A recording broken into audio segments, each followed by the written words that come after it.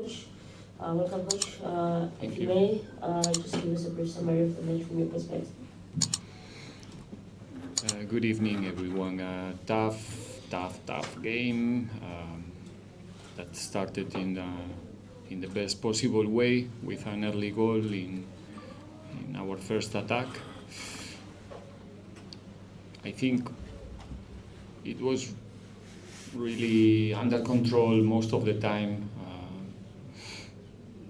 From our build-up, we have to deal. I don't know if that was the intention from the beginning, but maybe because of the goal, we have to deal with high pressure from the start. And I think we did a good job, even though we made a couple of mistakes in our build-up that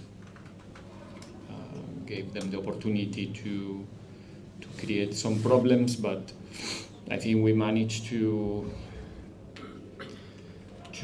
especially to not allow SuperSport to step in our box. I think they had a really low number of touches in our box, which is very important against this team. Dino and Joto, sometimes also with the cooperation of the wingers Rele and how they did a really good job to block the crosses, which is dangerous element of SuperSport. So I think the first half was quite under control. There was a moment in the end that we defended a little bit too low and we tried to correct it in the second half. Then they changed to a back three early in the second half, and we were not defending exactly the way we wanted. We defend a little bit too close to Sipo, but doing a good job, not allowing them to go to dangerous spaces. And I think then later with the introduction of Innocent, we have even more control in those situations, and I think we managed to create a lot of chances, 3-4 clear chances in the second half to finish the game. And in the end, we scored a very late goal to consolidate the victory. Important 3 points. And yeah, that's it. We're now open for questions from the floor. Are there any questions for the coach?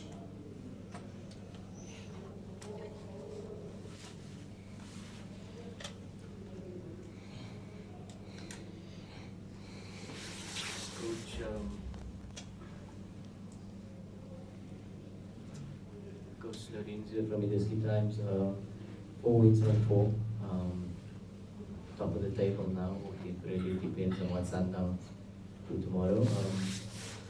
Is this what you were expecting going into the first 4 games of the season? And then secondly, I just saw that you moved to a back 5 or back 3 with wing backs after Coach Hunt made a tactical change as well. Was that because you were seeing how much they were keeping you in your own half for stages into the second half? No, it wasn't. We didn't change to a back 5. It might look like sometimes when the ball was in the zone of Innocent and Joto, but the intention, and we start looking like a back 5. But I think after a few minutes we managed to not lose height with Dion and keep defending with a 4-2-3-1. But we wanted to make sure that we don't lose our fullback too close to the line to block the crosses, because in that moment they were having most of the times numerical superiority with Cash and with Mbata, with runners in the central corridor attacking CBC and attacking Cesane. So we want to keep Innocent close to CBC to not be outnumbered in those runs. So for a while it looks like a back 5, but we didn't really pair with them in the setup. The intention was different, like I said, even though in the beginning of that period it looks like that. If the 4 victories in a row is something expected or not, it doesn't matter. I think what I can say is that we were really working hard to make it possible. That's what we do. So far in the league, we are doing a really good job. The guys are performing in a really good level. Today in defense especially, I think the team was really good, and it's about working for it more than expecting to get victories, and that part of the job is it's been really good so far with the group. And now tomorrow we start again. We meet Amazulu here in 2 days, and we want to go to the fifth one, hopefully. Coach Miller from SABC, congratulations on the win. Thank you. Normally when in the 90th minute you see the opposition, especially a team that is trailing, going hard at the opponent, but I was just seeing the hard work, especially in the counter pressing and getting those chances. How important is this mentality to see a team looking to kill off the game like that? No. If we want to achieve important things, we have to be forward all in every game. It doesn't matter where we play, who is the opponent, what are we playing for, because sometimes you don't know if you're playing for 3 points, if you are in the quarterfinals of something, games are coming thick and fast, and the important thing is that we trying to find our best level in each and every game, because we had already experience in the league, in these marathons, to understand that what this league demands in terms of points, it's a huge number. If you have a look of the recent seasons, and I don't think this season is going to be an exception, so we need to be there each and every game, fight for the 3 points, understand that we play in finals every time there's a PSL game, and that's the mentality that we trying to implement in our group, in the coaching staff as well, and not only because of the results. I think the performances in this competition are showing that the team is getting these things seriously, taking this thing seriously. Edit. Joseph from Sports Coach, congratulations on the result. Thank you. The ability to bounce back after a cup knockout and coming to give such a flowing performance by your players. So what did you work on, and how did you guys get it right as a technical team? I wish that there's a secret to do it, or a formula, or it's when you have games like our game a few days ago, it's in the end is in your hands. You can dramatize for 1 week, 2 or 3. It's up to you. That you can stay there in that game forever, and then you're not gonna make it in the next one, or you can analyze quick what happened, be honest with yourself, understand where we make mistakes that we cannot accept as a team, to be as competitive as we were today in the defensive phase. And that's what we did. No dramatize, or no dramas, or not so much, and move on as soon as possible. And the players are, like I said many times, we have a group of winners, and when we don't get the win, we don't feel good, and that's also a fuel. Fuel to go to the next one, maybe with 10 or 20% more of anger than usually. And I think the other day we have a terrible 12 minutes in the game, but we have a second half with a good spirit, and we try to bring that spirit tonight to the field, and continue what we start the last Saturday in the second half. Coach Otato from Riveiro. Coach, I think on Saturday you mentioned that you had 13 shots at goal, and today we look at you had like 15 today as well, but only 3 shots on target. Does that maybe perhaps, is that an area of concern for you? Because we even saw at times you had chances to score even more goals, but the players, it's like in the box, they don't take those opportunities to even stretch the Do you think that's a bit of a concern in front of goal?